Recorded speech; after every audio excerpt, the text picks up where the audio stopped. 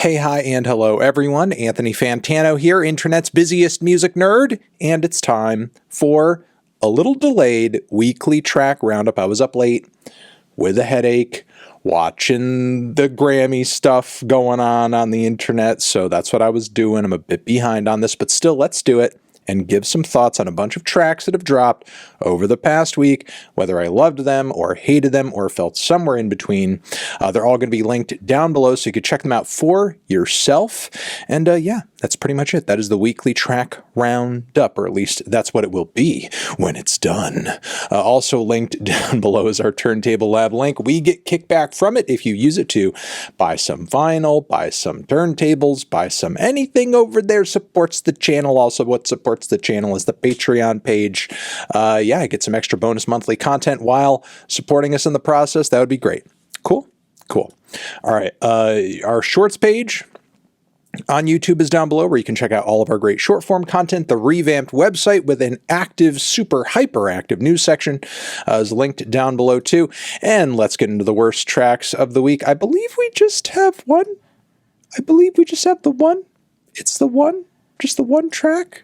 Just the one worst track of the week. Just a single, just a little lonely song. That would be this beautiful Scars track from Big Sean and Will Smith, which I just don't get, honestly. Like, doing this ultra self-serious pop rap team up with, Will Smith, King of the Jiggy era. It's just trying to be super bland, vaguely motivational piano trap. I just don't really get the appeal. It's just kind of basic and uninspired, honestly. Let's move on to the tracks I was kind of underwhelmed by. Not blowing me away, but, they're not bad either. You might enjoy them more than me. They are as follows, starting with the one, the only, not just producer, multi-instrumentalist, songwriter, singer, but also actor, Tunde Adebimpe of TV on the Radio fame. He has a new solo record on the way. We have a few tastes of it out and about on streaming platforms, specifically the song Magnetic over here, which kind of sounds like a lo-fi indie rock demo with some TV on the Radio vibes. It's okay for what it is. I'm hoping that other tracks on this forthcoming album have a maybe a more panoramic, brighter, more vibrant, crisp sound. I'll say that, even if I do think the raw, rough around the edges sort of style and the vocal performance on the track is solid. We have Sparks, who have come back with this new single, Do Things My Own Way. Sparks is most definitely an avant pop duo who has a history of doing that. That is certainly not a lie, though I will say, as far as like the musical and aesthetic vibes of this track, it's giving very early soft cell, eerie, creepy, weird, off-kilter new wave music with maybe almost a slight goth twist. I'll say that. Not one of their best tunes, in my opinion, but it's cool to hear them kind of embrace this type of sound and do it with so much accuracy to the original era. We also have other examples of a kind of a throwback here. We have Sleigh Bells, who are giving us this new track over here, where they're really kind of getting in touch with their usual smattering of synthesizers and sequenced drums and super fried, heavy, dense or rock and roll guitar riffs. Want to Start a Band is the name of the track. It sounds quirky. It's very like 2000s indie internet millennial core, I'll say, as far as the vibes go. I think they've had better choruses on previous singles, but the energy and the punch is most definitely still there for Sleigh Bells, that's for sure. All right, moving on from there, SASAMI featuring Clairo, In Love with a Memory. A bit of a lo-fi indie pop and rocker. If you enjoy this track, I have good news for you. There is a Strokes album by the name of Angles that you will also love the hell out of, because that is pretty much like the songwriting and the production on this track to a T. Outside of that, it's kind of cool to hear these two team up on a song, even if the overall sound and writing of it is pretty derivative. All right. Also feeling kind of on the fence with the new Latto track over here featuring Playboi Carti. I feel like as far as a low key somewhat repetitive Southern hip-hop banger goes. It's very cold-blooded. It's fine. Latto has some standout bars here and there as well. It's really the Carti feature on the back end that's kind of boring and uninspired per usual, but, that's kind of the usual quality level that we're getting from him these days. I'll just kind of leave it there. We also have over here a team up between Larry June, between 2 Chainz and The Alchemist. I'm not usually crazy about Larry June's very low-key vibes, but, I feel like 2 Chainz does bring a bit of humor and at least a slight touch of bite to this track that it wouldn't have otherwise. Alchemist's typical kind of loopy production is there as well. It's intoxicating, but it doesn't exactly stand out to me in any sort of profound way whatsoever. I'll just kind of leave it there. If you're looking for something that's not going to grab your attention too much and is just kind of passable, I suppose you can give this a spin. We also have Julien Baker, who has a new record on the way with TORRES. They're teaming up for an entire album, and, if the initial singles are any indication, it kind of seems like we're going to be in for a pretty cool indie country and alt country experience. Sugar in the Tank isn't like the most bold or memorable song and sound that you're ever going to hear, but if you're looking for something that is, very solidly giving you those kind of alternative country vibes with some decent vocal harmonies and, some thoughtful lyrics as well, then give this a spin. Wednesday fans take notice for sure. I would also say Lucinda Williams fans take notice, definitely. We have Courting over here, who has a new record on the way. The indie rock outfit is hard at work, still coming out with stuff. They had an album last year. They're dropping one this year as well, it seems.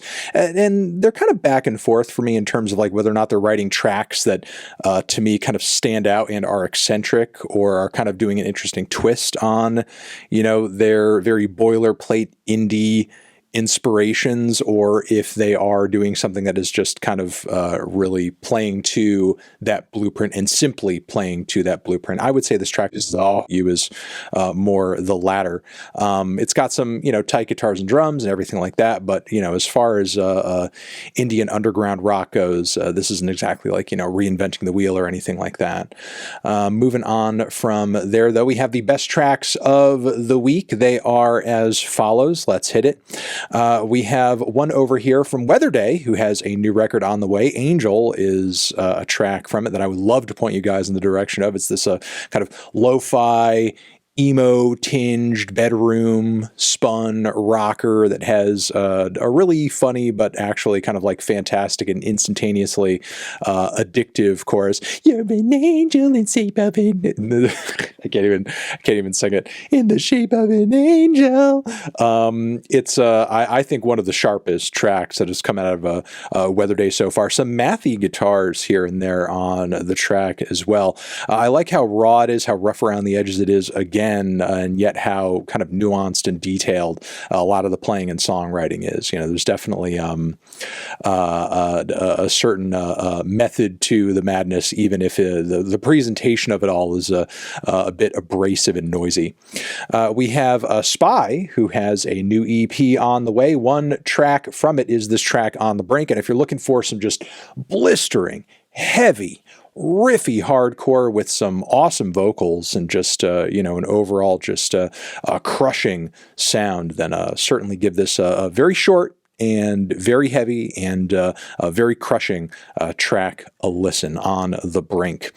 You'll certainly feel like it after giving it a listen. Psychedelic Porn Crumpets, a group that I'm usually kind of on the fence with, but they have really switched it up on this new single. March On for Pax Ramona is the name of the track. And this kind of sounds like if you took some like 80s English post-punk vocals, but put it over some 2000 System of a Down Toxicity era riffs and it somehow just like works. It's it's great. The guitars and drums are insanely tight. Again, I think the vocals work really well in this almost kind of metal context, and it's a nice switch up from the band's usually kind of psychedelic sound. A bit of a surprise, but an exciting one at that. Moving on from there, we have Kelela, who is going to be coming through very soon with a record of kind of, live performed unplugged versions of songs. One teaser from it is a version of the track Better, which I really enjoyed from her breakout album. How many years ago at this point? I can't quite remember, but it's really awesome to sort of hear this song performed in a way that feels like so warm and so intimate. And while I do like kind of that spacey, very cold, atmospheric alternative R&B production that she really rode in on with a lot of her earlier stuff, hearing the song in this context and kind of hearing her sing it and perform it in a way that feels much more kind of like, fluid and in the moment, not quite as rigid as what you're hearing in the original studio release, is awesome. It kind of like, really kind of gives you a new perspective on this track. And I'm hoping to kind of also get that same sense from other cuts on this forthcoming project, especially since I was a little underwhelmed by the last album. If a lot of those tracks are kind of being redone in a style that is similar to what we're hearing here, I feel like this is going to be a really cool live album. So really looking forward to In the Blue Light, again, from Kelela, if you're looking for some kind of, left field R&B and neo-soul vibes over here. All right, we have Jamie XX, who is coming through with, some additional tracks from this In Waves era. One particular cut that is making its way onto streaming platforms right here is FU, featuring like some vocal snippet bits from the great Erykah Badu. It's not quite, a formal feature that you might expect if, they were like collabing in the studio or something like that on like, a song or like a melodic lead vocal. It's more of a snippet being thrown into the mix, but it's still an exciting banger nonetheless that should get the dance floor moving. We also have Deafheaven, who is very much back with a new track, Magnolia, new album on the way. A bit of a surprising but also a traditional switch up from the band. Deafheaven for years now has pulled on black metal music as just like a huge point of inspiration, obviously, on classic records such as Sunbather and otherwise. And, while there's always been kind of a fusion element to their approach to black metal, I kind of feel like this new track over here just sees them playing directly with the genre, and that's it. Maybe with some progressive elements in terms of some of the guitar work and song structuring, but like, this feels like very direct, straight to the point, almost like Spectral Wound-esque black metal, just, plain and straight. And the performance is fiery. The vocals are incredible. The production is great as well. I mean, if the band was going to go in a sort of more traditional, more sort of standard black metal direction, they're certainly smashing it by just coming out with a track, coming out with a song with a structure that is killer, that is engaging, that is bright, loud, in your face, and pretty badass too. So looking forward to maybe more songs that deliver pretty much this, or some switch ups deeper into the track list of the album. I guess we'll see. But, it's cool to hear the band is really kind of sticking to their metal roots, especially given how their last record did depart from them a little bit. And they're sounding great doing it. All right, next we have Charley Crockett, who's also a bit of a traditionalist himself on this new track, Lonesome Drifter, giving us another country anthem over here, but this time with some very cinematic storytelling and production. Like, listening to this track, you're really going to hear like in your head, or you're going to see in your head, like visions of outlaws, firing guns, lighting buildings on fire, explosions, that sort of thing. It's a very badass cut that I feel like deserves like, you know, a sync or two, or, you know, like it should be a theme for a Netflix original. I don't know. It's got a lot to it, I think, in terms of just it's a grandiose and soundtrack worthy vibes. Charley's vocals are still amazing. You know, even if he is an artist that in an album context tends to paint himself into a corner a little bit, I still feel like he is a talented songwriter, and you know, he's always great for a single. You can bet on that. And you know, Lonesome Drifter is a song that I think is very much worth your time. All right, we have Black Country New Road, who are really going full swing into this new album cycle, new era, new vocal approach, new single. Besties is the name of the track. It is a lush, densely arranged bit of indie pop and rock. It almost sounds like what Belle and Sebastian would be if they were influenced by Wes Anderson soundtracks and not the other way around. Great harpsichord, very vibrant instrumentation, great, you know, vocal harmonies. It's fun and thrilling and exciting track all around, and really awesome to hear that Black Country New Road is not missing any steps in this new step forward for their sound and for their music. Banger track for sure.